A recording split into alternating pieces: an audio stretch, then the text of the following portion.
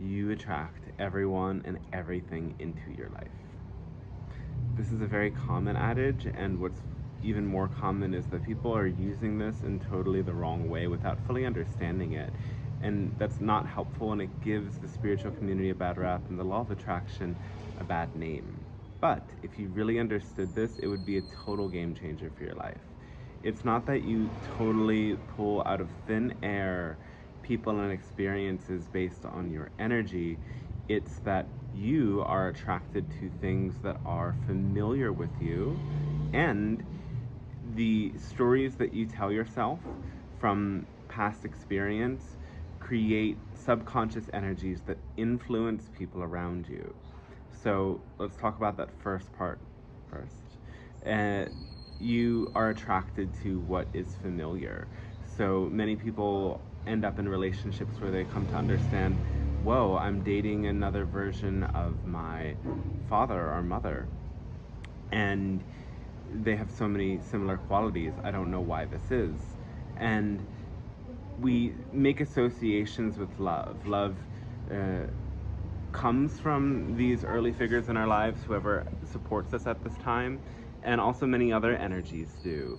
And we create this subconscious intertwining that love comes with this and that and these other qualities and energies that might not really be based in love and aren't helpful. So, in order to really break free, we have to unhook those experiences by processing our past. And the other way that we attract people and experiences into our lives is by our own identities and stories that we play out. So we're all running this inner monologue of who we are and what that means about us.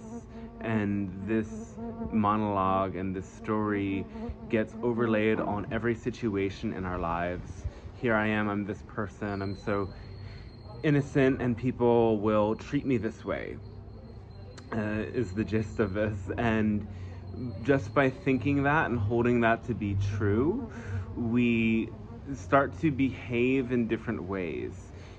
If we don't catch ourselves in the act, in the process of telling this story will influence how we treat other people, how we feel towards other people, and these subconscious energies influence them, and it pulls from them the response to our own story.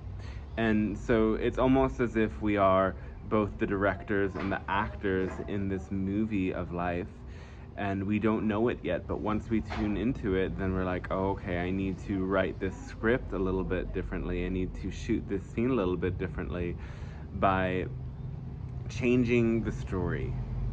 And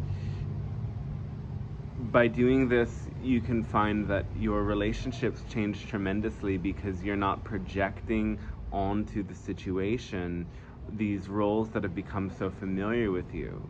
You have to neutralize these stories and recognize they're not fundamental aspects of reality, that reality is ultimately very neutral, and the ways that we tell our stories is what creates our experiences. When you understand this, and when you start to change your own internal story and interrupt the process of retelling stories that aren't helpful, you can find that when you proceed to certain interactions with different people, that you get a very different kind of response from them than you're used to. And then you will start to notice that these these energies have way more to do with you than with the world around you. That we can have all sorts of different experiences with other people, yet we are very much the ones influencing others to have those experiences. And that allows us to put way more power in our own choices and recognize that we aren't helpless and life can be a lot of different ways. And that's ultimately the most helpful story that will break you free, is recognizing that you are a powerful creator, and your awareness and your intention has the power to influence all events and circumstances in your life. I hope that helps you and gives you more of an understanding of what it means that you're attracting circumstances. It's not magic out of nowhere. It's about your own internal stories and attitudes and how those become your actions. Have a great day.